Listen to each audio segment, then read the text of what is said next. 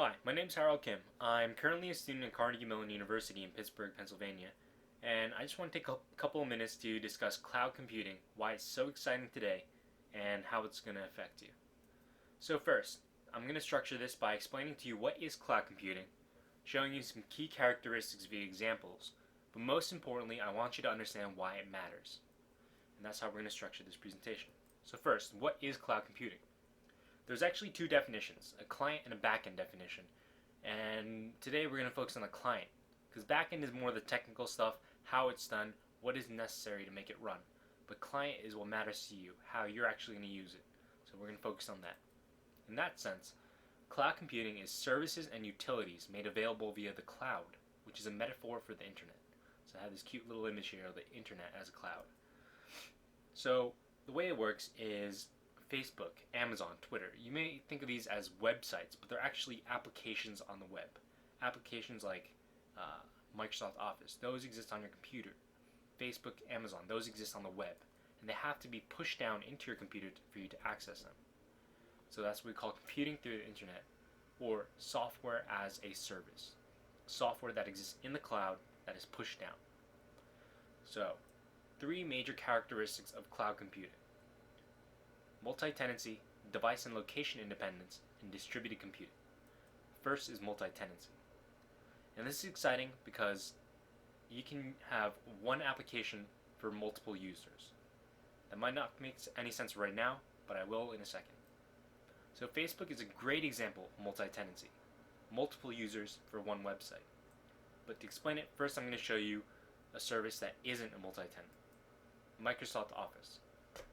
It's a software, usually distributed by CD. You have to go to the store, buy it. So what happens when you have Microsoft Office 2000, then you want to upgrade to XP Office? You have to go to the store, you have to buy the CD, you have to install it, you have to waste time, and if you have more than one computer, you have to go around doing that for multiple computers. Let's say you have a workstation or a lab of 60, 70 computers, you have to do that 70 times over. And one of these installations takes about 30 minutes. That's a lot of time you're wasting. Not to mention you have to worry about updating these things. For example, the Mac thing. It updates you or bugs you every, week to update. Same thing with Windows XP. It comes up with that annoying little pop-up box. But the thing with Facebook is there's one site that you can access, facebook.com. And every time you access it, you get the newest update pushed to you. Since it exists in the cloud, that application is always updated and it comes to your computer. And the great thing is, regardless of whatever computer you're using, whether it's a PC, a Mac, or a laptop, since that application exists in the cloud, you're going to get the same experience anywhere you go, whatever you use.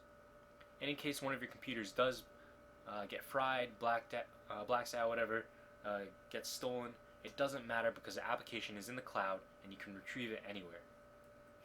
So multi-tenancy in summary means instant updates with less effort. You don't have to worry about upgrades, you don't have to worry about keeping things up to date because it's all done in the cloud. There's a consistent interface no matter what computer you use. And that's less work for the developer because there's one application they have to care about. They don't have to worry about multiple versions of their application running on different computers because you take care of it. So the next characteristic is device and location independence. This is where most of the excitement of cloud computing is happening. And the reason that is because wherever you are, so are the resources of the internet. A huge pioneer of this device and location independence idea is Google. They have this service called Google Mobile, and you can run it on your cell phone. So not only do they have their basic maps, but you can also use text messages. So they have a number 466453, which is actually just Google on the keypad, and you can get any kind of information. So say for example I have a flight, American Airlines 2210. I text that to them, and I get all the information about when it's departing, arriving, regardless of where I am. And even though my phone doesn't have the power or maybe internet to get that kind of information, Google is providing that because their servers are located somewhere else, and the information is being pushed to me via the cloud, which is the internet. So not only can you get flight, but you can get information like local restaurants, weather, sports scores, stocks. There's a whole list. And it's also device independent. So I just had a BlackBerry there, but you can use a regular flip phone that has half of the capabilities. I mean, this phone can't even get on the internet, and you can still get all the same information. So, device and location independence. The resources of the internet anywhere, regardless of what device you use. And the final major characteristic is distributed computing. Allows multiple computers to be part of a bigger task. So, the greatest example of this is something Stanford is running called Folding at Home, and it's distributed computing. And this is what it looks like. And they figured, people have these crazy computers at home that don't do anything while people are at work. PlayStation 3s that have these like multiple cores, and yet they just sit at home and do nothing. Why not harness all of that power of all of those computers all over the world and make it into one supercomputer?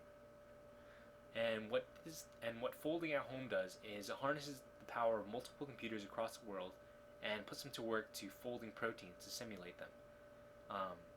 And a lot of research has been done doing this. 69 scientific papers have been published using the data from Folding at Home. So, this allows multiple computers to be part of a bigger task. That's all possible because they're linked via the cloud. But what's even more interesting about this is that it allows multiple computers to be part of a bigger task for a single device, which means your BlackBerry, which doesn't even have enough power to maybe run a video game, has access to all these computers via the cloud. So, distributed computing. Achieve things that are not possible alone by one computer. And it gives power to the little guys, like BlackBerries, cell phones, iPhones, these little devices that don't have nearly as much processing power as a computer, but now have access to it because of the cloud. So the most important part of this presentation is, why does this matter to me? How does it all come together? Multi-tenancy. One consistent application for many. 2. Device and location independence. Information of the internet anywhere. 3. Distributed computing. Power of a supercomputer in your hand. And keep this in mind, our lives are constantly moving. If you're not seeing the big picture yet, what this means is our cell phones are becoming the next computer. Soon we won't have to worry about laptops, desktop computers, because we're going to have the full power of the internet in our hands because of the cloud. So these devices, any of these 4 devices here, will have the same capabilities in the future. Power of a supercomputer in your hand. And that's the future. As I end this presentation, I want to leave you with this little quote. The popularity of cloud computing stems from the fact that it really stretches from pure business world to social networks, to scientific research, to everything. Cloud computing is going to have a huge, profound effect on our lives in the future, and there's a lot of advances happening right now, but in 2 or 3 years, it's pretty much going to be a household name. Thank you for listening, and my name is Harold Kim. You can go to my website and see more of my work at hcokim.com. Thank you.